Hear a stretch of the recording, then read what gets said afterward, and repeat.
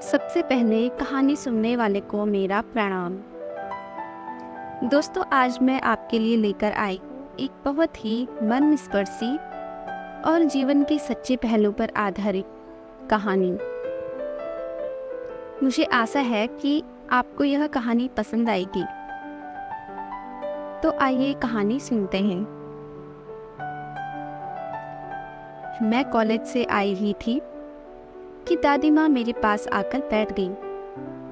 इससे पहले कि मैं उनसे कुछ पूछती, उन्होंने कहा, तेरी बहन की तबीयत ठीक नहीं है बेटा। यहाँ पर तो सभी उसके फैसले से नाखुश हैं। तुम वो आओ कुछ दिन, थोड़ा संभल जाएगी। मैंने माँ पापा की ओर देखा और उनकी आंखों में मौन स्वीकृति देखकर खुशी खुशी अपना बैग पैक कर लिया।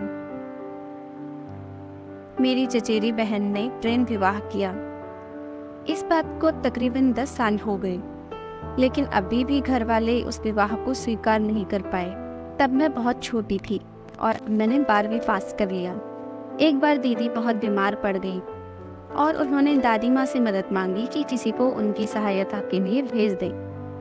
मैंने अपनी तैयारी की और दीदी के घर की ओर निकल पड़ी। मेरे वहाँ पहुँचते ही मैंने देखा कि एक छोटा सा 3 कमरों का घर और 4 परिवार। मेरी बहन के कमरे में एक अलमारी और बाकी बहुत सारा सामान भरा हुआ था। देखते ही लग रहा था कि बहुत ही दीनहीन स्थिति में रह रहे हैं वो। पर मैं कर भी क्या सकती थी, यह उनका फैसला था। मैं जैसे ही वहां पहुंची तो किसी ने मुझे पानी तक नहीं पूछा।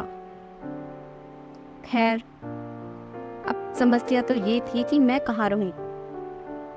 एक छोटी सी बालकनी दिखी मुझे, जहां पर वो लोग बर्तन साफ किया करते थे। मैंने अपना सामान वहां पर रखा और काम में लग गई। सुबह 5 बजे उठकर जल्दी से नहाना पड़ता था। एक बाथरूम और 1 दर्जन लोग। मेरी बहन की जिम्मेदारी थी शाम का खाना बनाना, जो कि मुझे सौंप दी गई। बहुत आश्चर्य हुआ मुझे। बहन बीमार थी तो खाना तो दूसरी बहुएं भी बना सकती थी, लेकिन नहीं, ये जिम्मेदारी मुझे सौंप दी गई। कभी कभी तो ऐसा लग रहा था कि उनके घर में कोई मेहमान नहीं, नौकरानी आ गई हो। 4 बजे से रसोई में लग जाती और 8 बजे तक खाना बनता, जिसमें दाल, चावल, 2 सब्जी और 40 से 50 रोटी की। काम खत्म करते करते 10 बज जाते थे। मेरी उम्र भी बहुत कम थी, सिर्फ 18 वर्ष।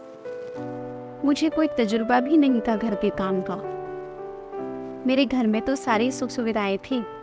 भगवान की कृपा से हम एक अच्छी आर्थिक स्थिति वाले घर की बेटियां थी।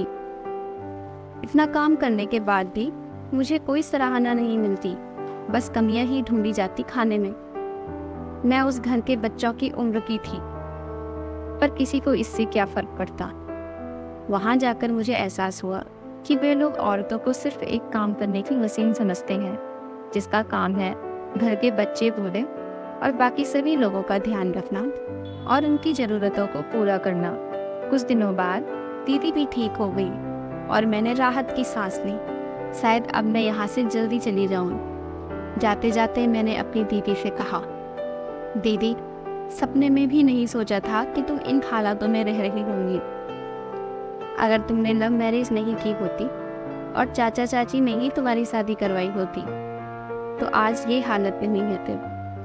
आखिर वह माँ बाप है, बहुत अच्छे से देखभाल कर और अपनी बराबरी के घर में तुम्हारा रिश्ता करवाते और सुख दुख में तुम्हारे साथ ही खड़े होते। दीदी, मैं तुमसे छोटी हूँ, पर तुम्हारे हालत देखकर समझ गई कि माँ बाप से ज़्यादा सगा और अपना कोई नहीं होता। वह तुम्हारे लिए सबसे अच्छा निर्णय ले सकते हैं।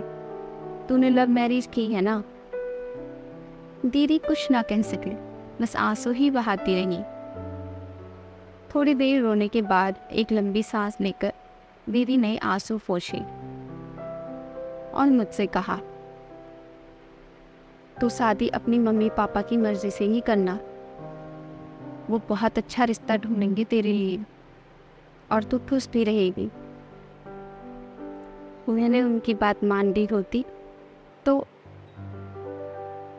दोस्तों कहानी तो यही खत्म होती है।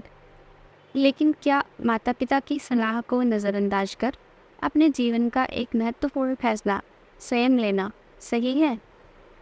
आप अपनी राय कमेंट में ज़रूर बताएं।